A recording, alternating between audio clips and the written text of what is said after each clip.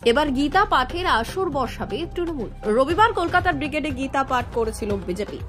উপস্থিত ছিলেন তাবর তাবর পদ্মনেতারা। এবার তৃণমূলের তরফ থেকে গীতা পাঠ করা হবে, তবে কলকাতায় নয়, পাঠ করা হবে পূর্ব মেদিনীপুরে। দীঘার জগন্নাথ মন্দিরের সূচনায় গীতা পাঠের আসর বসবে বলে ঘোষণা করলেন মন্ত্রী অখিল গিরি। জানা গিয়েছে, নতুন বছরে সমুদ্র সৈকতে শুভ সূচনা হতে চলেছে বহু প্রতীক্ষিত জগন্নাথ দেবের মন্দিরের। মুখ্যমন্ত্রী মমতা বন্দ্যোপাধ্যায় জানিয়েছিলেন, এপ্রিল মাস নাগাদ উদ্বোধন হতে পারে মন্দিরটি, আর সেই সময়ই দীঘায় বসবে গীতা পাঠের আসর। জগন্নাথ মন্দির উদ্বোধনের সময় জেলার ব্রাহ্মণদের নিয়ে করানো হবে গীতা পাঠ। এদিন রামনগর 1 নম্বর যুব তৃণমূল কংগ্রেসের তরফ থেকে প্রতিবাদ মিছিল বের করা হয়। সেখানে উপস্থিত ছিলেন কারামন্ত্রী অখিল গিরি। প্রতিবাদ সভা থেকে মন্ত্রী কি বললেন শুনুন।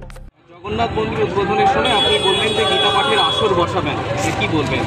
আমরা গীতা পাঠ আমরা এর আগে চণ্ডীপাঠ করবো বলেছিলাম, কিন্তু চণ্ডীপাঠটা আমরা করতে পারলাম না, যে কোনো কারণেই হোক। আমরা যখন জগন্নাথ মন্দির উদ্বোধন হবে, আমরা ওখানে আমাদের জেলা থেকে, আমরা শুধুমাত্র জেলা থেকে ব্রাহ্মণ যারা গীতা পাঠ করেন তাদেরকে নিয়ে এসে সেখানে উদ্বোধনের দিন আমরা গীতা পাঠ করি। কতজন মানুষের সময় আমরা কতটা বলতে পারছি না। আমরা আমাদের ব্রাহ্মণ সনাতন ব্রাহ্মণ ট্রাস্ট ওরা আয়োজন করবেন, আমরা সহযোগিতা করব।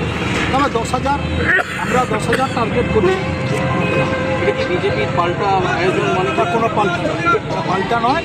আমরা জগন্নাথ মন্দির উদ্বোধনের দিন চণ্ডীপাঠ তো হয় না, এখানে গীতা পাঠ।